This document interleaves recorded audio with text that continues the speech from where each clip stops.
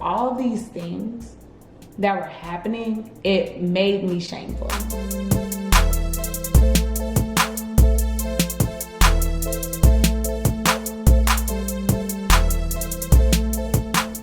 Hey y'all, welcome back to Made It to Medicine with Vix. That's me, and I'm a second-year medical student at UICOM Chicago. I come to you weekly with videos about my pre-med, term med school life, and everything else in between. Before we continue, please stop what you're doing, like that button. Hit the like button on this video and subscribe if you haven't done so, and turn those notifications on so you don't miss a beat. All right.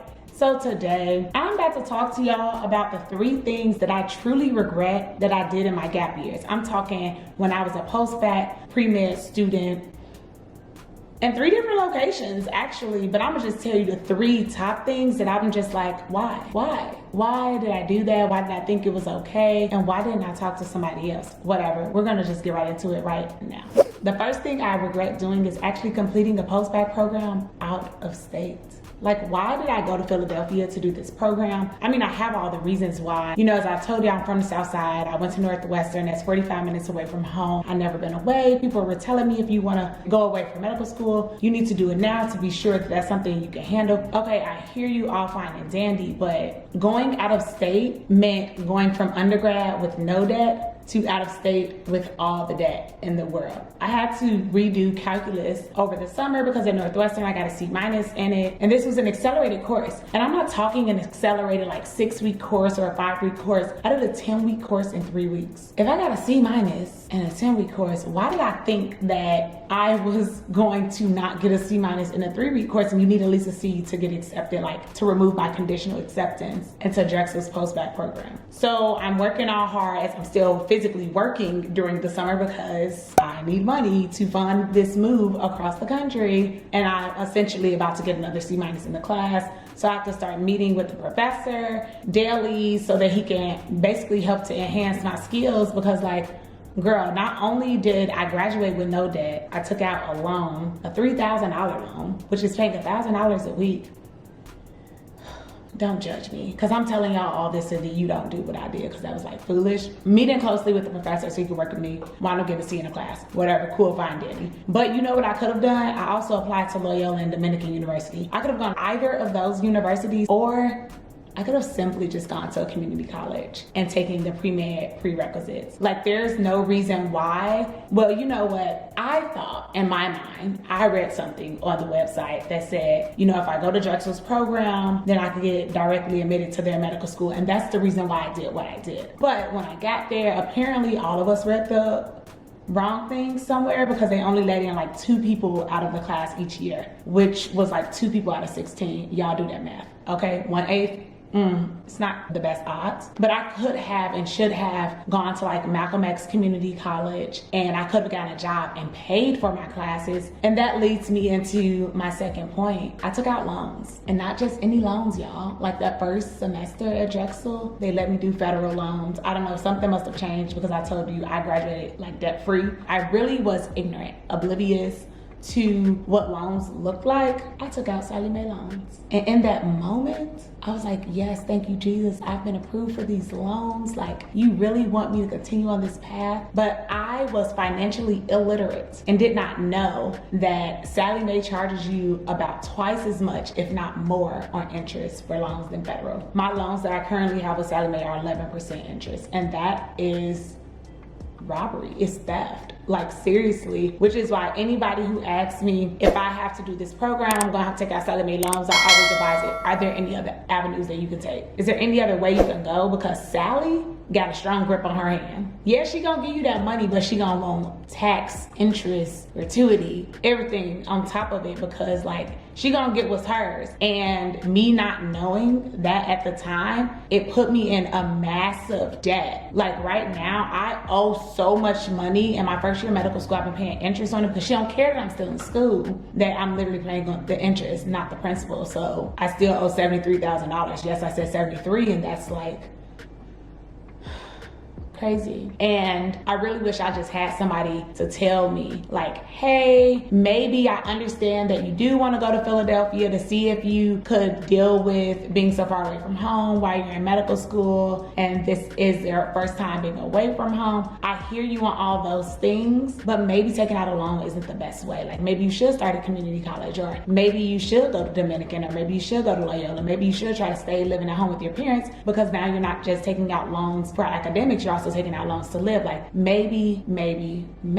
But I didn't do any of those things. I thought that this was a great opportunity for me to grow and to learn and just kind of be on my own, which in turn it was. And I had some great networking experiences, and I still keep in contact with the people I made connections with while I lived there. But I can't say that any of that was worth being indebted to Sally Mae. And I don't know when I'll have the money to pay her off, in addition to my federal loans. Thank God we're about to get like $20,000 forgiven, because anything y'all could take away is gonna be great. But I'm really waiting for that day when I wake up and all my loans are gone, because it's not giving what it's supposed to give. All right. I do not know how I forgot this very important regret, like something that I've been dealing with and trying to rectify now as a medical student, missing out on life events. And I try my best now to talk about this balanced life, and that's really me learning from my mistakes. When I was out with my mother yesterday, she was talking about a family reunion that was in Atlanta, and she was like, "Don't you remember that?"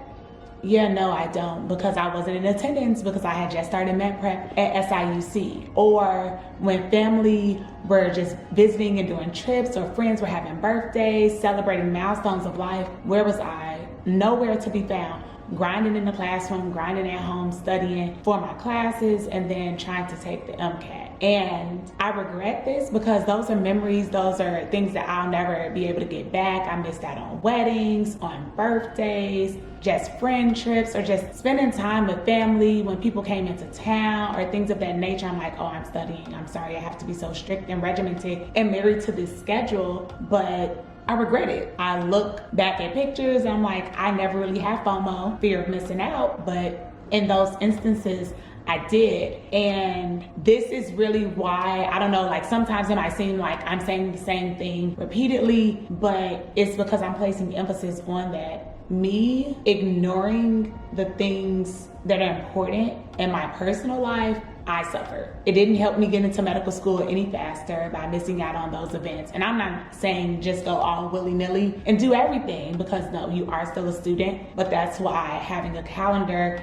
is important, and blocking off time daily to pour into you and do things that you enjoy. And like looking down in the future, like I have a bachelorette party coming up this month, and I'm also going to visit a friend for her birthday, but I'm planning ahead for it. Those weeks I know for certain that I have to stay on task. I have to take my quiz on Friday, so that when I'm away, I'm not thinking about, oh my gosh, I should be studying right now, but I'm out here trying to have fun. Who do I think I am? No, I think that I'm human. And as humans, we are allowed to have more than one interest. My only passion does not have to be medicine. I'm interested in a wide variety of things. And then the final reason, or the final regret that I have, is really like a buildup of going away to this post-bacc program, taking out these Sally Mae loans, telling all these people since I was 10 years old that I wanted to be a doctor. And then I'm graduated, I'm 22, then I moved back home and I'm 24, and I'm still not in medical school. And now I'm working for 2 years and I go to med prep at 26. I'm still not in medical school. Now I have my MPH at 28. I'm on the wait list. I'm still not in medical school. All these things that were happening, it made me shameful. I was very ashamed to ask for help. I was ashamed to talk about my journey. I was ashamed of the predicament that I found myself in. I felt like I'd been lying to people all these years, saying that I wanted to be a doctor and that maybe I wasn't really putting in the work to actually become a doctor, or I wasn't doing the work to get accepted to medical school. I wasn't doing the work to excel on the MCAT. I wasn't doing the work. I wasn't putting in the time. Although I really was. I was doing all those things, but I felt like I wasn't. So I became ashamed. I didn't really talk to anybody about going to Philly. No, I talked to my friend who's an econ major, and getting advice from people who who I didn't really need to be getting advice from, because I felt like, you know, they kind of know where I'm coming from. They get it, like it's fine. When I was struggling with the MCAT, I didn't reach out to sorors who were in medical school because they previously been asking, oh, like, how's your program going? I'm telling you that it's going fine, but then I bombed the MCAT. I didn't reach back out to my pre-med advisors at Northwestern or my academic advisor at Northwestern. I didn't do it because I was ashamed. And I was recently speaking to a pre-med student and telling them, like, the best advice I could give you is put your pride aside and just ask for help. Like, I know everybody knows the whole saying about, like, why reinvent the wheel? It's already been made. Yeah, but like, actually, why would you reinvent it? Like, all of these little sayings are around for a reason, because like, people have wisdom, they have understanding, they have knowledge, and it's there to share with you. And if they laugh in your face, okay, great, now you know that's not the person that you need to go to. But there are so many people who are invested in our futures that it's essential for us to take that first step and actually say, hey, I need help. Had I told someone early on that I needed help with the MCAT, instead of mulling around talking to people who were in the same position as me, I probably wouldn't have taken it 5 times. Had I actually said, well, what are the things that I need when looking at a post-bacc program? And at the top of my list was being in a big city, a city that has sports teams, somewhere I could have a social life. None of those things matter. What is the school that's going to best prepare me for the MCAT? What is the school that gives me the best likelihood that I'm going to be accepted to their medical school, get a good medical degree, going to be supported emotionally, physically, psychologically? Like,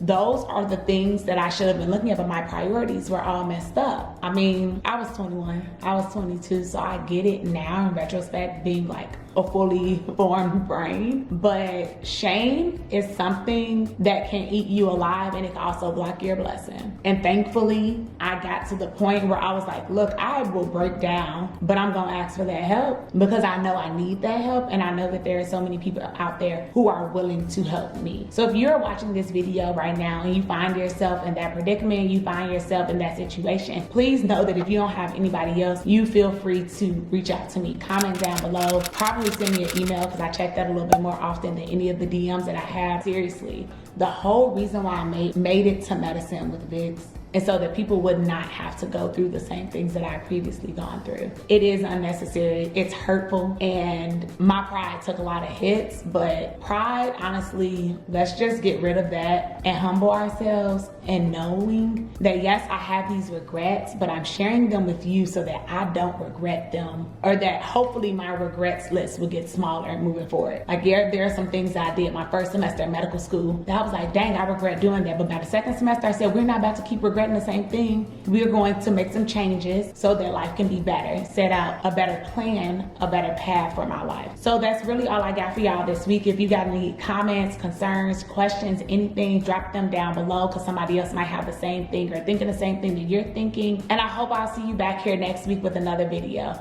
Y'all have a great one now. Bye.